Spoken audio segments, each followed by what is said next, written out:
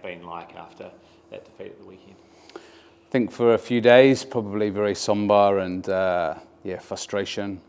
But we had a good start to the week. We've kind of got a 8-day turnaround, so it gave us an extra day that we don't usually have at the front of the week. So I think those 2 days off at the early part of the week's probably helped people kind of leave it and kind of move on. And it's been good that training this week. And it seems that the results just keep going the way that, even though that another defeat hasn't ruled you out really at all of the top 6.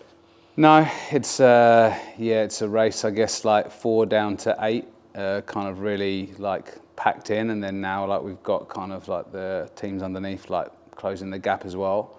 So it's like very competitive. I think it's really open still, and it's still in our hands, so.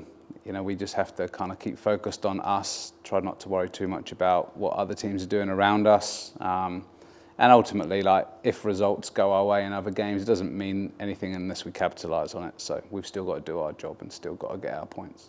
Yeah, to do that, you've got to beat Melbourne City. No one's been able to do that so far this season. How driven is the team to become the first and to end that invincibility? Yeah, well, I think everyone that's probably been playing them recently has all been working along the same lines, really. Can we be the team?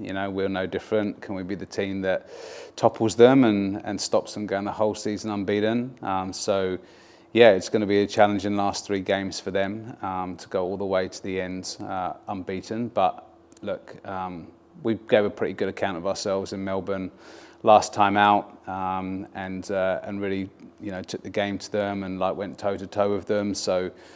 Look, we're confident, we've got a plan, we've been working on it hard during the week.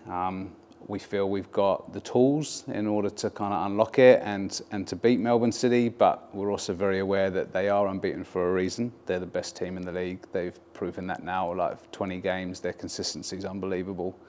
They've got very good players, probably arguably the best player in the league. So yeah, it's a tough task, and we're going to have to be at our real best, like to topple them, but it's an amazing opportunity, and that's how I've framed it really this week. The pressure's on them to keep winning, and no one's really expecting anything from us this weekend. So we've got this opportunity to go out and put in a top performance, and if we can do that, then I think there's no reason why we can't get some points off Melbourne. Yeah, I think the last time you played them, they didn't have a shot on target for the first 65 minutes or something like that. Is it about extending that game plan and trying to do it for the full 90 this time? Yeah, I mean, look, there was 2 sort of big factors in that last game that sort of swung it. They brought on the kind of trio of Speckmeyer and McNamara and Pollicina, which gives them like a totally different threat. And we've sort of talked about how we deal with that better this time around, and how they play differently when those players are in the team. And then also, I think like we had that kind of crazy own goal scenario as well, which is kind of one of those things that happens, right? But it's not a consistent thing. So yeah, unfortunately that kind of, plus the 3 subs that came on, and they sort of changed the way they played a bit because of that kind of swung the game a little bit. But we did really well in that game at kind of, once we went 2-1 down, we kind of come back at them and really pushed hard at the end, and probably maybe could have nicked a point off with some